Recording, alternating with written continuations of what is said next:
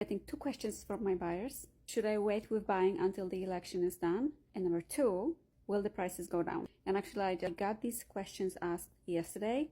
I got a new client, a new referral from my past client, and these were the two first questions he asked me before we even started talking about what his requirements are and what not. And elections, over the decades, they really don't influence how people are buying homes, and they don't influence the pricing of the homes. Because the economy is what it is. Somebody has to buy, they have to buy. However, some of my current clients I've been looking for homes with for some time now are taking a little hiatus from purchasing a house now, like I would say 50% even, until the election outcome is revealed, meaning they're waiting to see who is gonna take the office.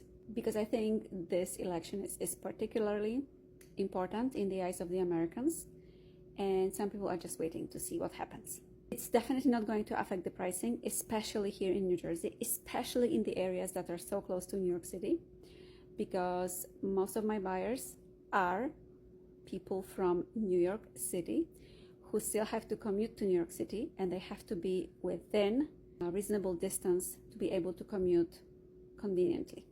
Another question that's been asked of me is, will the prices go down? Well, depending on, and this is my personal opinion, depending on the outcome of the elections, who knows what's going to happen to the economy, which way it's going to go, we don't know. We don't have a crystal ball, so we definitely cannot tell you for sure. But looking at the market right now in New Jersey, we still have an extremely strong seller's market. Homes are on the market on average for 30 days, which is really, really short period of time. They are going fast, they are selling fast, and we have a lot of bidding wars. So yeah, that's what's happening right now.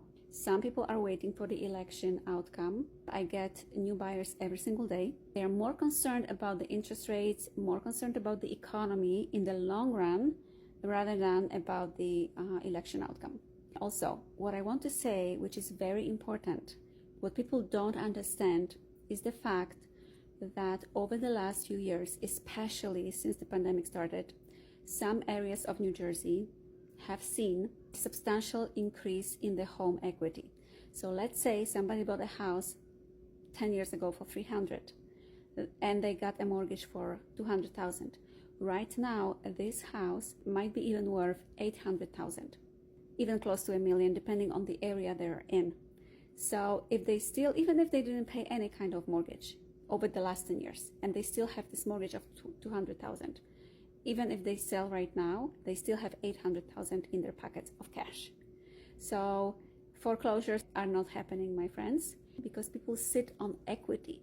Equity is the amount of money that you get after you sell your house. So let's say you sell for $500,000, you have a $200,000 mortgage, so you're left with $300,000. That's your equity. And since the value of homes in certain areas of New Jersey have come up substantially, people are sitting on huge amounts of equity. So there's no way there are going to be foreclosures popping up pretty soon, because people are sitting on equity, unless something happens with the elections, something happens to the economy, there is a war or whatever. But as of right now, I wouldn't worry about it. I would just do my thing. If you have to buy, you have to buy. If you have to sell, you have to sell. And I'm working with both.